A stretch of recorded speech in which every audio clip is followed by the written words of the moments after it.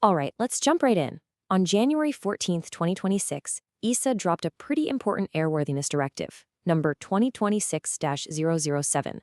This is a critical update for anyone operating the Airbus A300, and it's all about flight safety and compliance. So, in this quick explainer, we're going to break down exactly what this means for you and what you need to do. So let's talk timing, because this is moving fast. The AD was officially issued on January 14th, and it goes into effect just 2 weeks later, on January 28th, 2026. That quick a turnaround is a pretty clear signal from EASA about the urgency here. They want operators to get on top of this right away. Okay, so to make this super clear, here's our game plan.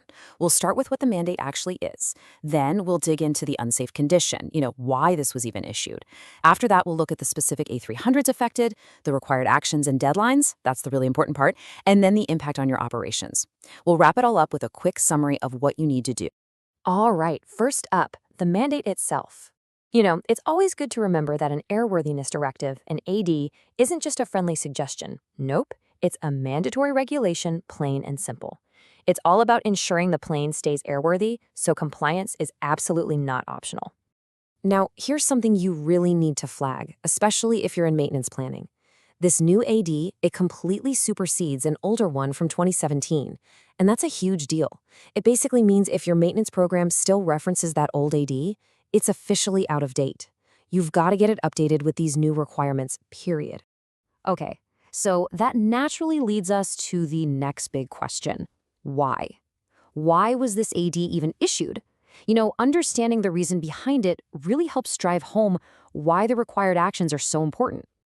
So what exactly was the trigger here? Why a whole new directive for the A300's landing gear? Well, the answer is actually kind of interesting. It all comes down to a change in documentation. So here's the backstory on that. The old life limits, they used to live in a document called the Airworthiness Limitations Section, the ALS. But here's the twist. Airbus has decided they're not going to issue an updated ALS for the A300.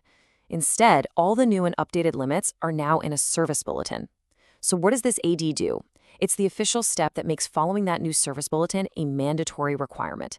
It's the legal muscle, so to speak. And this really gets to the heart of the matter, the actual risk.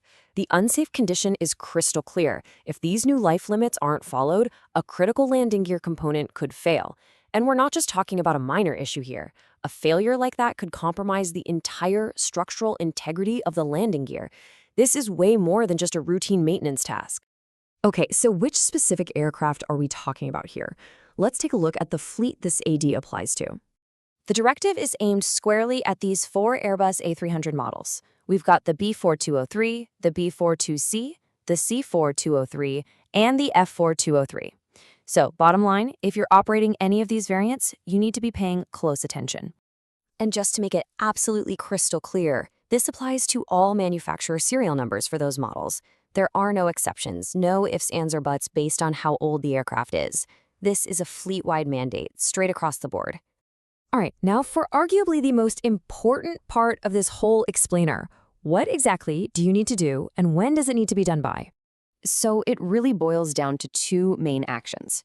First, and this is the most immediate one, you've got to replace any of these life-limited parts before they go past the new limits that are spelled out in that new Airbus service bulletin.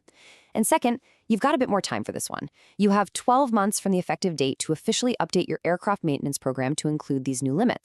And just a quick refresher for anyone who might not be deep in the weeds with this stuff every day, the AMP, your aircraft maintenance program, think of it as the master rulebook for maintaining the aircraft. It lays out every single task and schedule to keep that plane airworthy. That's why getting these new limits officially written into it is absolutely non-negotiable. So what does this all mean for your actual day-to-day operations? Well, the impact is bigger than just adding a task to the maintenance schedule. It really gets into your safety planning, your long-term fleet management, and just your overall risk. I mean, look at it this way. On one hand, you have the hazard, a component failure that could be catastrophic. And on the other hand, you have the solution, complying with this AD. It's that simple.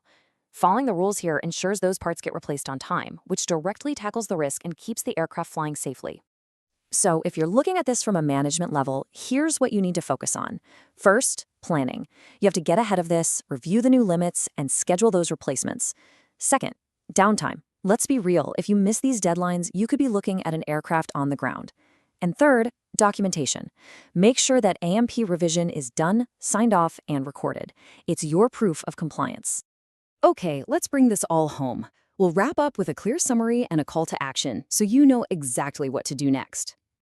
So, when you boil it all down, what are your key obligations? What do you absolutely have to do? It really comes down to 3 key tasks. Number 1, go through your fleet list and identify every single affected A300. Number 2, get that AMP revised within the 12-month window to include the new life limits from that service bulletin. And number 3, be proactive. Schedule and carry out those component replacements before you hit those new limits. You know, making sure you hit these deadlines is going to take some real teamwork between your camo, planning, and maintenance crews. And look, I have to say this one last time because it's super important. Think of this as your guide. But for the full, official, legally binding instructions, you always have to go back to the official EASA AD document and that Airbus service bulletin. They are the final word. Subscribe to AEROPODA YouTube channel.